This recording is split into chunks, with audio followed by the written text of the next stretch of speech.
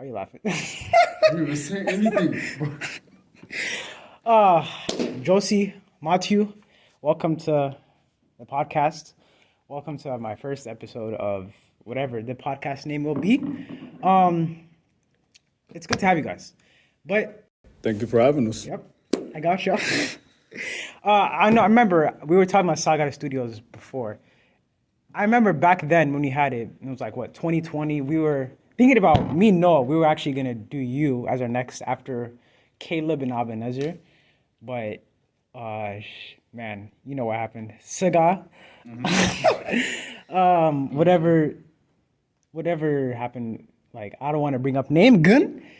You were gonna be our next one on the line, and I forgot. I think it was Caleb's interview in the outro, or Abenezer, like the big Abenezer outro. Something in the outro just caused a big.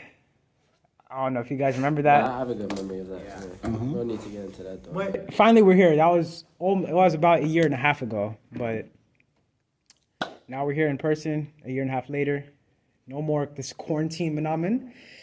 Now we're here, but man, how's it going? I'm good, man. Hey, we've been chilling this first few months. I get to sleep. I can sleep in. I can wake up whenever and don't feel like. Man, you taking history. You have 12 credit hours. Of course, that you chilling. I'm not the one that took 17, so I don't know. You going to? I'm chilling too though. It's light work. You see, at least y'all staying home. So I mean, how does it feel? How did it feel like the transitioning from just like going from high school in the same city and then you guys just going to college in the same city that you grew up with, and you're still hanging out with the same people you were in high school. So, I don't know, how does it feel? Let me stop you right there. I literally only talked to like 4 to 5 people in my high school. Like that's within my grade, and they all like out of town. Like someone like 2 are in Ashland, one's in Columbus, and one's in like near Athens, Ohio.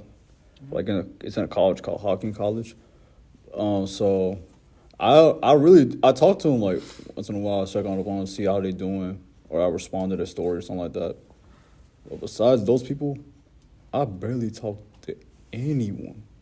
Like that's crazy. But on the other hand, though, it also is a blessing because you get to go on that stage of you growing up as a person. You get to find out who you really are. You don't have to you get to find yourself and you find the people that really mess with you within your peers, while also hanging out with your family that you grew up with in your church, basically. Yeah. So yeah. Yeah, I mean, you chill. I mean, I remember. I don't know. Do you think college so far? I know you said this to Nish, but you said it was like kind of mid. Is that true? Me or him? Oh, any of you guys. Very. I mean, it feels the same. I'm not gonna lie, it's boring classes. Ooh. But way more time though. That's the one Ooh. thing. One thing is you got way more free time. Bro, I get the whole morning to myself. Bro, you basically part time, right? Nah, I'm like barely above full time. Yeah. I hit the bare minimum. I was like, let me get relaxed. Let me chill a little bit. The next semester, I'll probably take a little more classes after that. I want to take afternoon because I wanted to sleep in. Yeah. That's like the biggest pet peeve. I'm like not wanting to stay. But that means that you don't get the night to yourself, which is kind of trash. I got 2 days off though. You forget that. I know, 3-day week. What is it? You have Wednesdays off? I got Wednesdays and Fridays. You forget that. So I get chilling. And then also I have Monday. I only got like 1 afternoon class. So after that, I'm done. Yeah, you got it easy, man. For now. For now, you thinking about switching next semester? Kind of like your schedule. Switch it to like morning classes, and then probably put like one more, something like that. Yeah. I'll probably either that or probably just stick with my 12 hours. Yeah. So like until I transfer to Clifton, then I'll probably up in like 15 or something like that.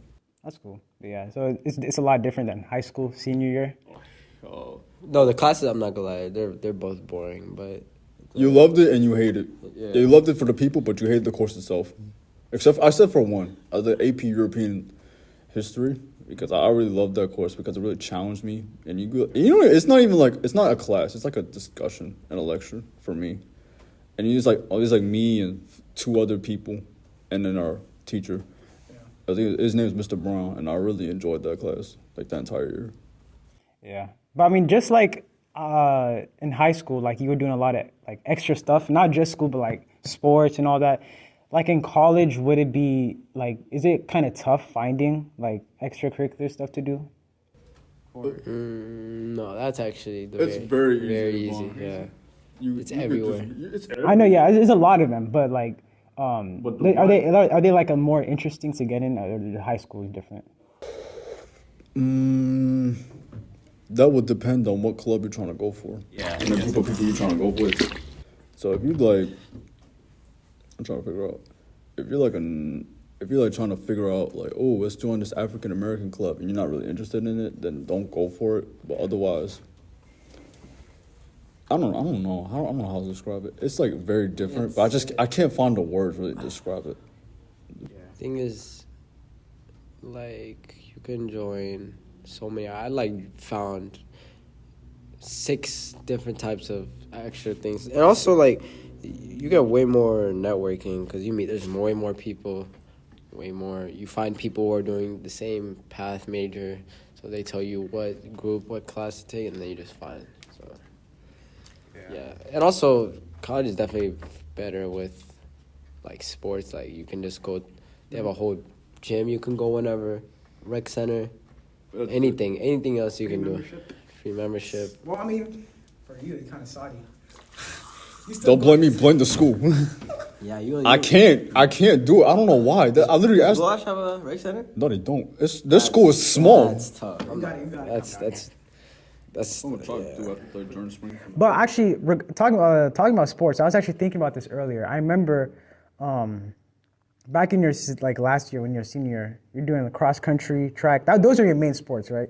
Mm-hmm. So I remember last year, bruh, big injury happened. What was it, like ankle or what was it again? It was my fibula.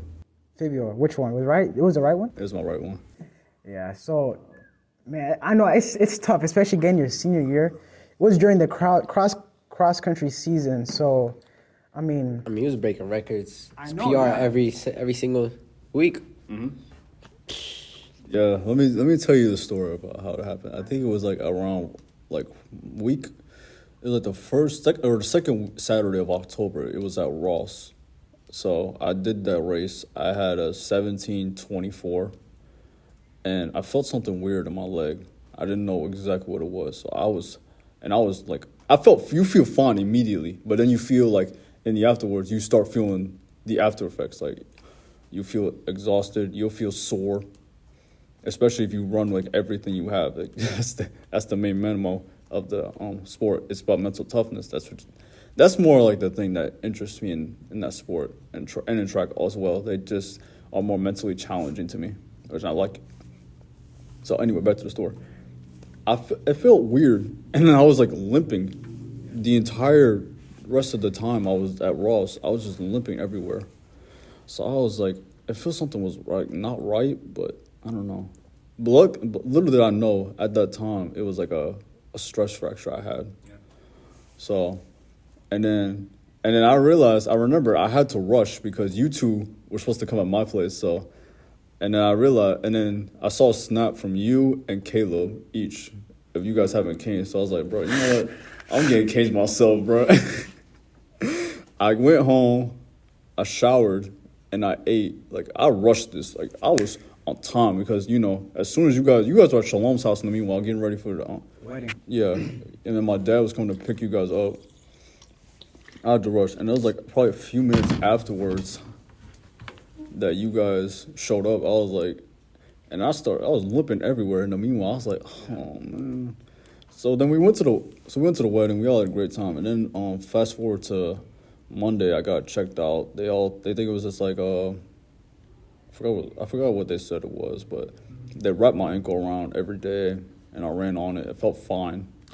And meanwhile, when we came to your house, I told you, don't run the next week, but they didn't want to listen. And I don't want to listen. So get back. All right, and then like Friday, it felt fine. It felt a little bit of pain, but it felt fine. But then Saturday, GMC is the next race. I did my warm up mile. I felt fine, and then in comes the actual race. 400 meters in, I felt fine, and then another 400 meters. Bang. Bang! That's when the pain began. Okay. It was a sharp pain in my like right ankle area, bro. It just affected my entire race outcome. Like I had to keep on running. I kept running through the pain because I was taught. My coaches beat like, not literally, but like mentally in a way. They like beat weakness and beat excuses out of us when it comes to performing in races, and taught us to like never quit and always finish strong to the end. That's like a life lesson they taught to us to apply in racing and throughout life in general. And I kept going, and I hit a sub 25K on a basically a broken foot. And you know that's a lot more impressive than that thing. I know. And I went to and I was in pain, and I was like, I sat, and the trainers checked my leg out, and it just handed me crutches. I was so depressed. Like, I know that's the thing. Like when a lot of athletes, when they just go through an injury, like it can be middle of the season, whatever, they like I see a lot of them. They just tend to go through like a kind of like a down stage of their life. Like not they means not actually depressed, but like they end up being left out of a lot of activities, and they end up missing a lot of things. Did you have that same experience, kind of? yeah, I had that experience. I ain't gonna lie to you. So, Yeah, I remember like oh, go ahead. let me go back to my story. So, I went home. I was like, and then they were telling me to rub it out, rub the pain out. It was a base. We had a guest at the time, and and my mom and him grabbed they grabbed the baseball, they pulled me down, and they rubbed it out of my knee, at the back of my knee. And when you do that, you think it's good, you think it's like not that painful, but when it's on a fractured foot, it's so painful. I kid you not, I was shedding tears, like I was legit crying because it was like legit that painful. But I had to do that like a few times a day, and it's so.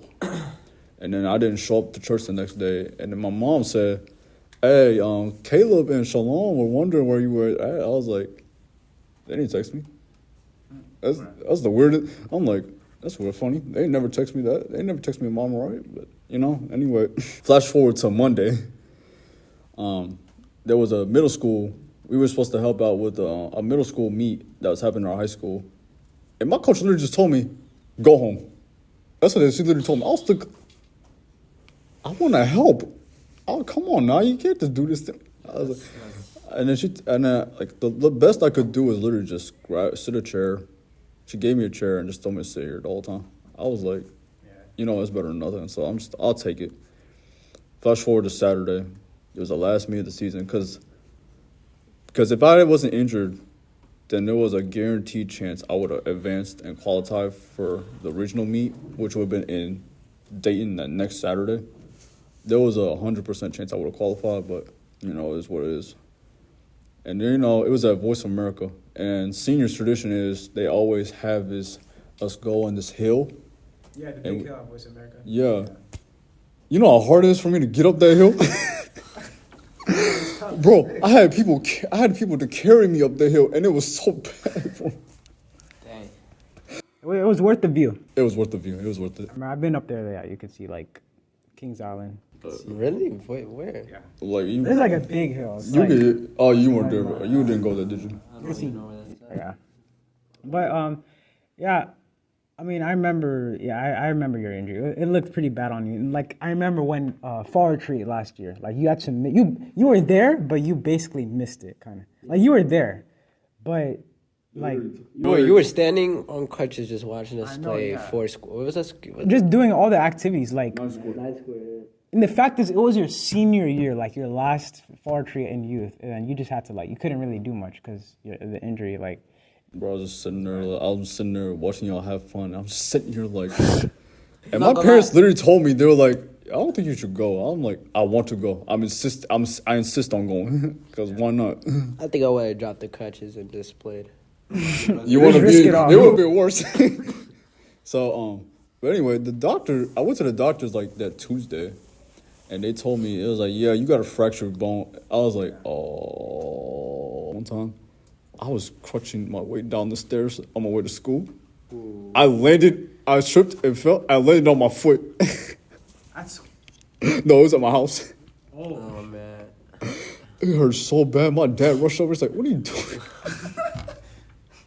Did you yell? You probably did. No, I didn't. I had to hold it in. It was so painful. So I was like, How'd you hold it and just let it out? Oh no. It wasn't as, the thing is, the reason why I was able to hold it in is because it wasn't as painful then as it was back when it first happened. So that's why I was able to hold it in more, have more of the ability to hold it in. But luckily I had my teammates there to help me throughout the whole process. And I had you guys. Yeah, you had me telling you not to run. Okay. That advice would have had you in the qualifiers. I literally was like, it's all right. It's all right. Yeah. I literally said, I remember you were eating your canes as I was telling you this. He was like, he's too paid attention to the. Let's say a few months pass. I heal up from my injuries. I go to physical therapy. I'm back stronger than ever for track.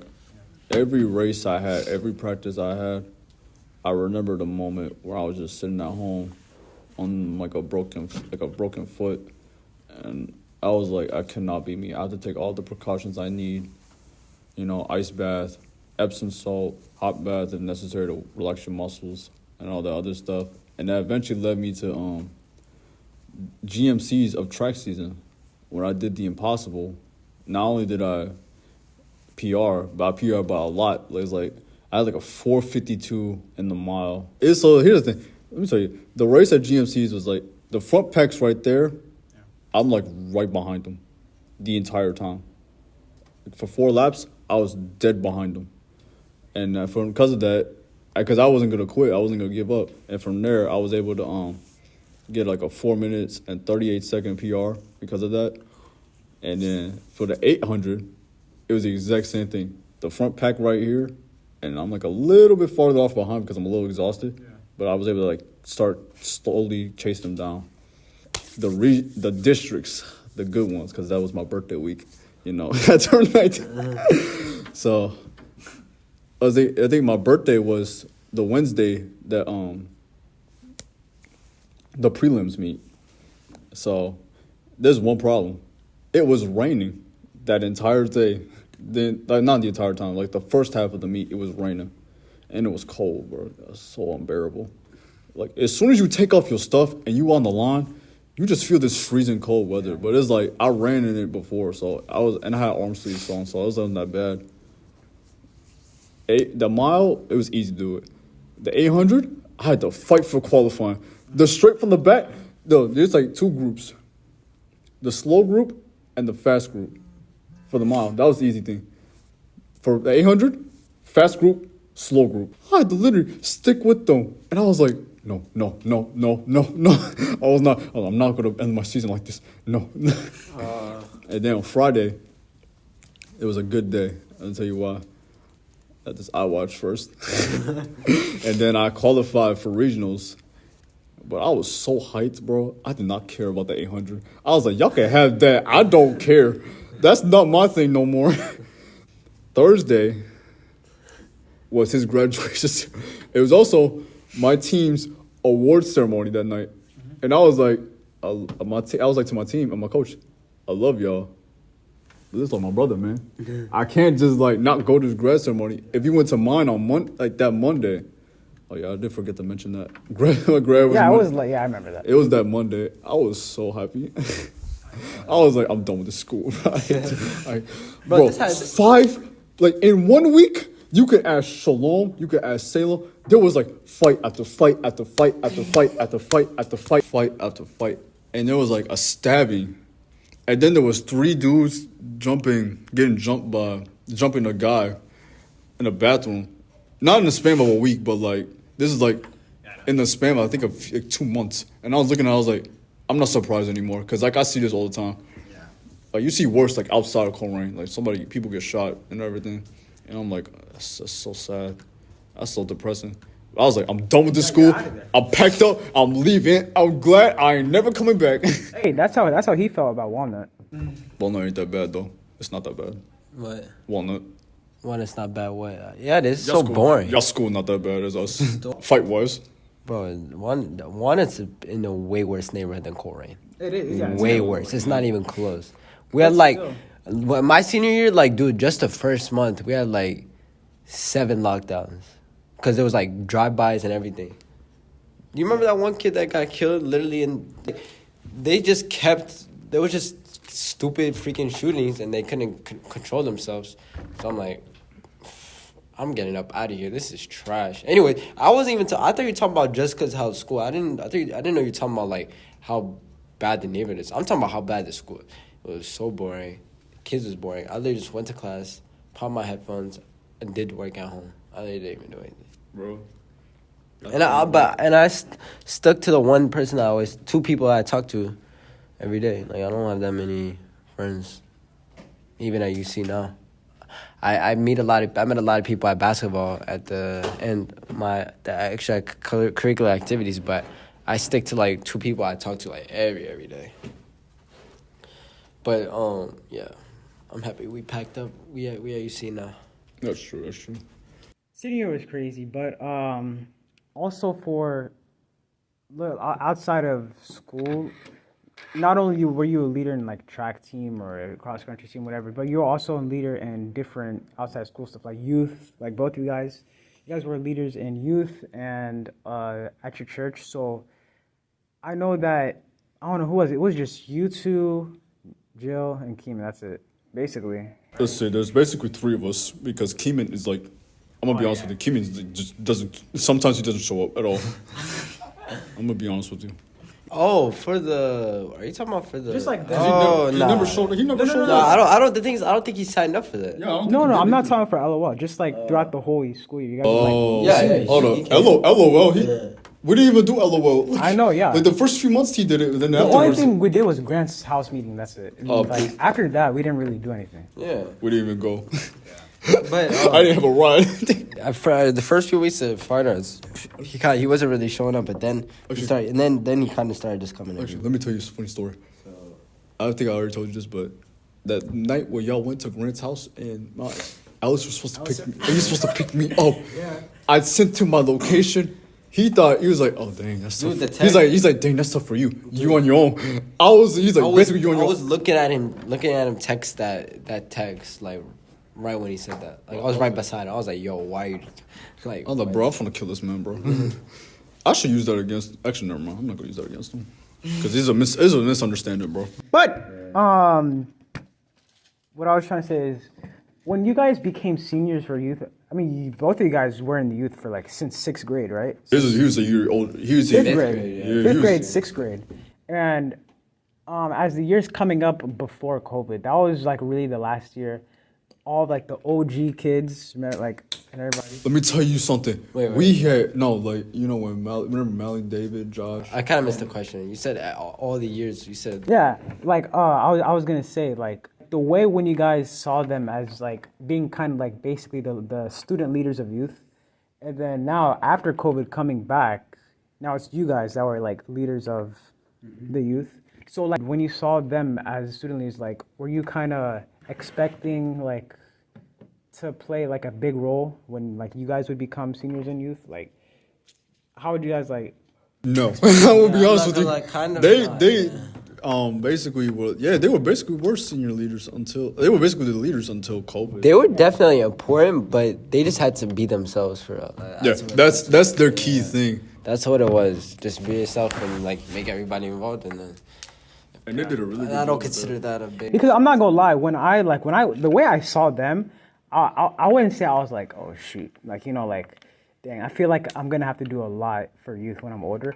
I kind of saw it like that because just like the way I like how they were all like friends with each other. Is that what you guys expected when you would become seniors? Not really. Because like, what do you mean by that? Like just becoming kind of like a role model in youth. Okay, role model. Kind of. Okay, kind of role model, yes, but it was kind of surprising that we got that role like a year earlier than expected for us because basically when we were juniors, I did not go to church for like a year and a half from the beginning of COVID till the beginning of March. senior year. No, he didn't. You didn't. You showed up like around March or June. Like that's when you started. I started coming up like March, like 2021, but he like summer. Oh, so I don't remember. But yeah, like, You only, oh yeah, you only went. like mid 2021 was when we started. Yeah, so basically, you felt on me as senior leader because I was the only one that literally, I was the only oldest guy that literally showed up. All the other seniors and juniors, like, besides you, weren't here. So it kind of felt, I don't know, it kind of felt, I'm not gonna lie, was there Zooms during the? Yeah, there was. Yeah, I actually no, I did go to Zooms. I went to Zooms, but like I didn't go in person. I'm not gonna lie, I don't think I went to any of the Zooms. You barely went. I remember you went to like the beginning and like maybe first few, and then I remember noticing. It was like after summer of 2020. Then I stopped coming. Yeah. I hated the year, bro. I hated with the pack. Here's our school. It's 8 to 2:40, 2:10. You literally stand in one room. You only go out for like lunch and then like for like a half an hour to go. Oh no, I definitely Besides- finessed my way around. Like half the time I would like I had the laptop on, but I wasn't there, or like I did a lot of stuff. But I still met like I only would not pay attention to parts like that was easy to catch up. I did not stay on that laptop the whole no way. Like the thing for me was I was like, bro, I'm just sitting here bored. And then the second semester, my schedule was like insane. First semester was actually kind of chill. Second semester, It just started. Bro, I was basically online like February of 2021. I was basically in quarantine because my parents had COVID, and I was literally just sitting there almost that whole month. It's like February 26th. That's when I came back. I was sitting there from January, I think 19th, like the week of the 19th, all the way to February 26th in quarantine. I was looking, I was like, bro, it's pissing me off. Yeah, so like looking at those past seniors, like the ones that were, as I was saying, looking at those seniors that were a little bit older than you guys, I don't want to like say names again. Like they seem to have like kind of turned away from God after high school. Like there's really like it's not all of them, but there's like a good amount who just like if you see them where they are now in college, they kind of like turn away from God. So my question is like, would that, and you guys being as seniors last year, like would that not necessarily being feared, like not being scared, but like would you have kind of like some thoughts that, oh shoot, like once after high school, I feel like my relationship with God might kind of like deteriorate, it might kind of be more hard to keep strong and balanced. Like, did you guys kind of have those thoughts, like scared after college? No. No, I'm gonna be honest with you. Because those people are, I'm not gonna lie, I know some of those people that have turned away. I was looking at them like, there's no way I would even do that. and I looked at one of the I'm short. like confused, like where did all the time and like the time with going to church and learning and where did that go? Like with it just drained and got disappeared after like 2 weeks of freedom. Also, who you hang out, who's around your environment. I feel like they're who they influence. I feel like who they hang around with is the key point of like how it affects their relationship with God. That's the main problem. They hang out with people that like go to like alcohol, they do weed, they go to parties and all that. And I'm like, just looking at them like, Hey man, you. I mean, I'm like, do you, man? That's cool. We could be cool and all, but I'm not being associated with that. I'm not talking after that.